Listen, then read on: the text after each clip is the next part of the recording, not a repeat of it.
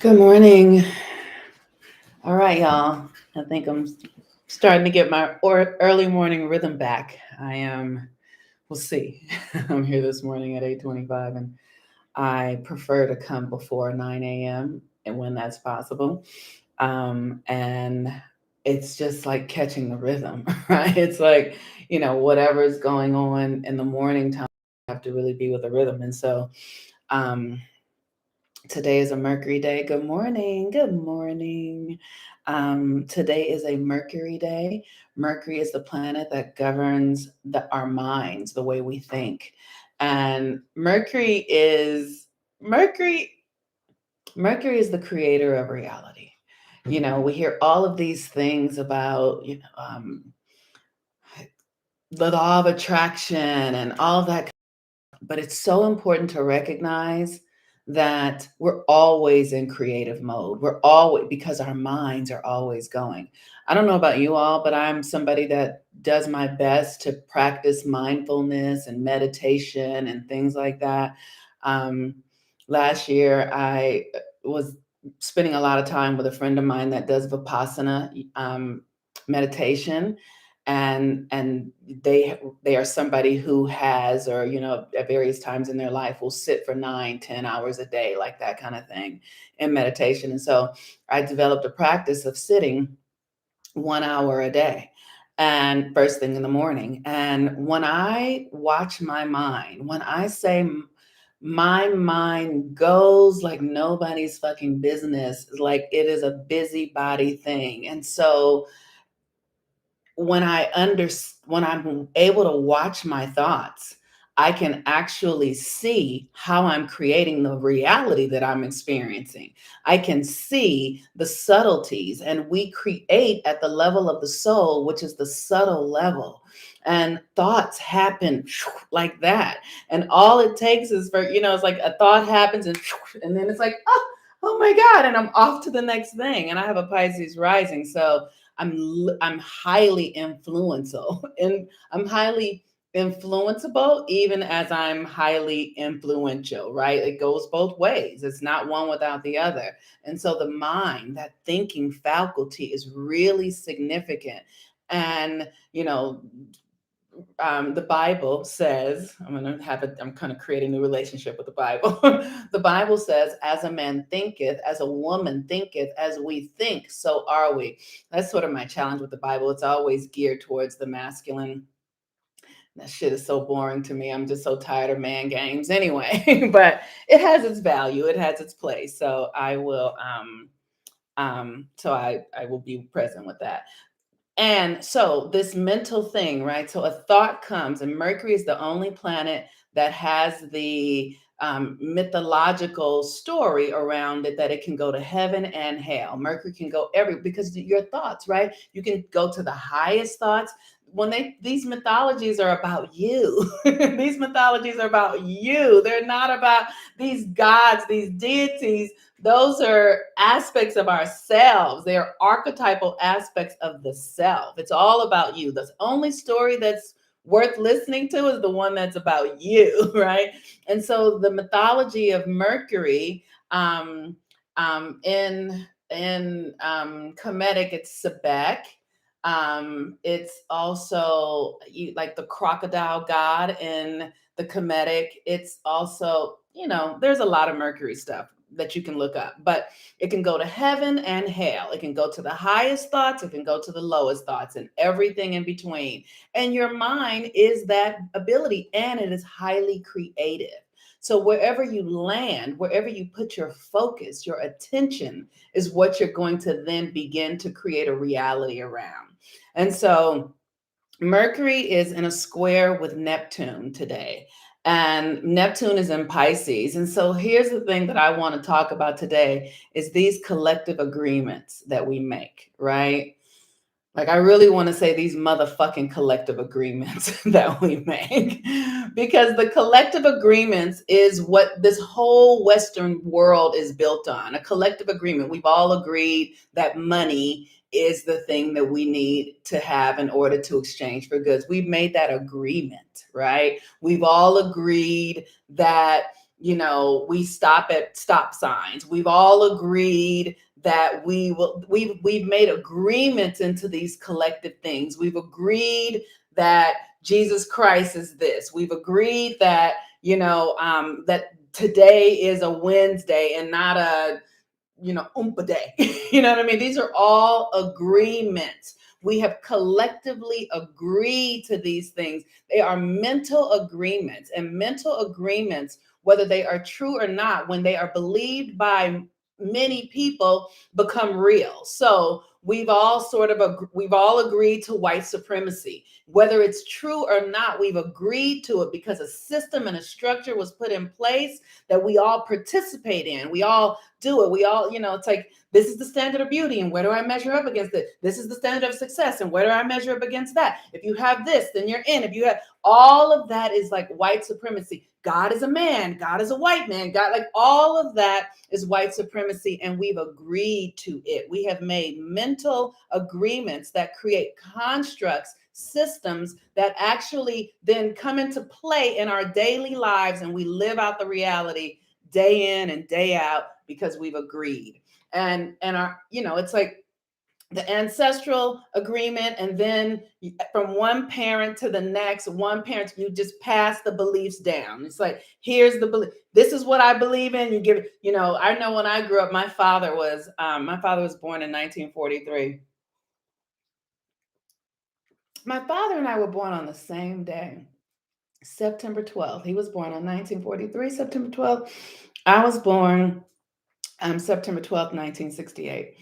And so my father's narrative was really about the white man and how awful he was and how they were doing this and that, and he was never safe. And that was his agreement, that was a part of the social construct, right? And then he gave me that seed. He seeded that in my mind. And so then I understood, I had that perception, I took in that reality, and then I went out in the world into that mental construct, right? Now, here's the thing. All we need to do is break the motherfucking agreements, okay? Just break them. I don't agree anymore. I just don't agree, right? Literally, because it's as simple as that. Now, the thing is that we have practices aligned with these agreements. So it's a mental agreement that then becomes a practice, and you do this and you do that, and then it becomes a real thing. And so the first step is to change your agreement to it. The first opportunity is to be able to decide, I don't agree to this experience, whatever it is. I don't agree to the narratives around romantic love, that women are to be swept up. I don't agree to it. For this lifetime, timeline, or any that I have ever existed in this spiritual consciousness, God continuum, I break that agreement, right? I do not agree that white supremacy or white people or white men have anything of value that serves my well being for this timeline, any other timeline, or in any agreement that I have made in any lifetime, including this one and all those past and future. I do not agree. I break the agreement, right? You want to break these agreements, mental agreements, and write them down, because then as you break the agreement in your mind, you will begin to follow suit with new behavior. It'll show up. You don't even have to chase it. It'll come to you. You'll be like, oh, I don't think that anymore. Oh, like like another reality will begin to construct itself around you. So you can begin to shift these mental agreements. And Mercury is currently in Sagittarius at the 22nd degree of dreaming. Sagittarius is inspiration, adventure. Sagittarius is the foreign, where you going, right? So you want to break your agreement with the old ways of thinking. You want to let them go, because Sagittarius is going to take you into a new reality, a new understanding, a new way of being. The sun in Sagittarius is going to do that. Like I said, you don't have to chase it. All you have to do is be willing. All you have to do is, nurture yourself, affirm yourself, be willing, be open your heart, be ready for the adventure. And you will be released into a new construct, a new mindset. This is the thing about this work. This, like the West. Everything in the West is so masculine. You got to go do and force and make it happen. And you're not enough. So you have to go get this other thing to make you enough. You are whole, perfect, and complete. You are enough. You don't have to do shit. Okay. You really don't have to do anything except change your mind. That's it. And the mental shift is everything. It really is everything. Once you've shifted that, everything else has to follow. Divine One Love says, yes, I love breaking old beliefs. So now is a good time to let the hell go. That's right. It is a really wonderful time to let go. And the moon today, so yeah, so Mercury square Neptune, collective beliefs. So we're letting go of collective beliefs. And then the moon today is in Aquarius, and the moon has been in a conjunct with Saturn, and it will conjunct Jupiter today as well. And so Aquarius is detachment, right? Detachment for the greater good. Aquarius is like the mind of God. So Aquarius is like where we're going. And so all this energy works together, right? The sun and Sag, this new thing, we're letting go the Mercury, letting go of old thoughts, coming into new ways of being. And Aquarius, the moon is saying, okay, who are you really? So you want to anchor this new perspective, new mindset with the understanding that I am here for a reason. Can I tell y'all that it is so important for you to realize that you are significant? That you are not here by mistake. What you are doing is necessary. You fucking matter. And if you don't understand your own value, you are going to suffer. You are significant. Your own unique perspective, everything you've lived through, it matters. And you have got to be willing to embrace it and stop regretting it. And oh my God, if I had done this different, or if I had more of this. No, everything counts.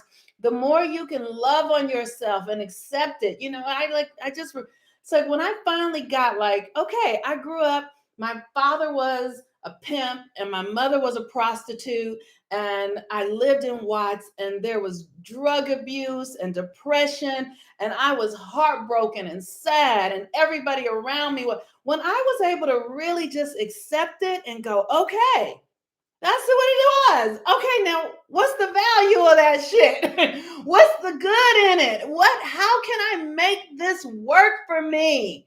How do I wear this like a motherfucking queen? How do I let this be exactly what I need to lift me into the power of who I truly am? And I had to really understand, okay, diamonds come from the most extreme pressure. Diamonds are made under excruciating conditions, right? So I'm a motherfucking diamond. I'm that bitch. I'm that one. Like the stuff I've seen and what I've done and the people that I've come across and how I've been able to hold space and what I've been able to know about myself and God and the creator makes me who I am. And I no longer regret it or judge it or condemn myself for it. I used to be like, oh, I should be like, no, I'm no longer at odds with where my soul chose to put me so that I could be cultivated. Do you know that there are pine cones that like I go hiking in the Angeles Forest here in California, and it's so beautiful. And the trees, the cedar trees are amazing, and they have these pine cones. And these pine cones cannot fully come into expression unless they are burned. They have to actually burn in order to open up, in order to blossom. Some of us have so much depth, so much to share, that you need the most extreme conditions in order to ready you for what you are here to be and do. So you fucking matter, and everything you have been through is valuable and necessary. All you need to do is change your mind about it.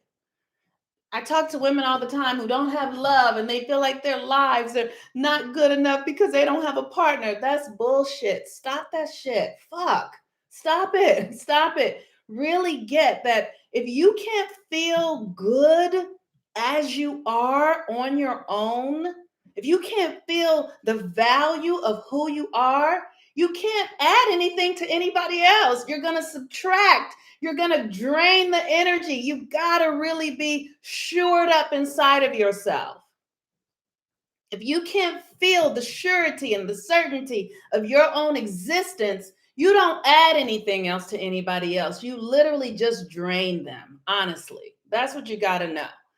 That's true for men and for women. And so it's really about getting clear about who you are and your path and how you walk in the uniqueness.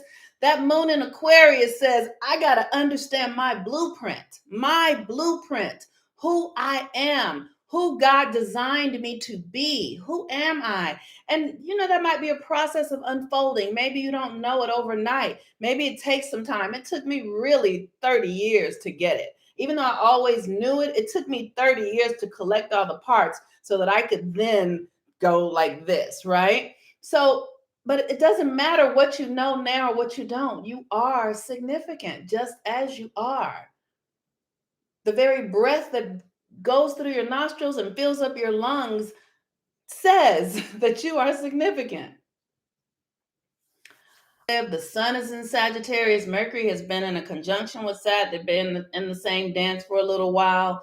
So we really are stepping into what is new, what is coming, letting go of the old mindset, those collective agreements. Let them go, and pay attention to how you believe in them.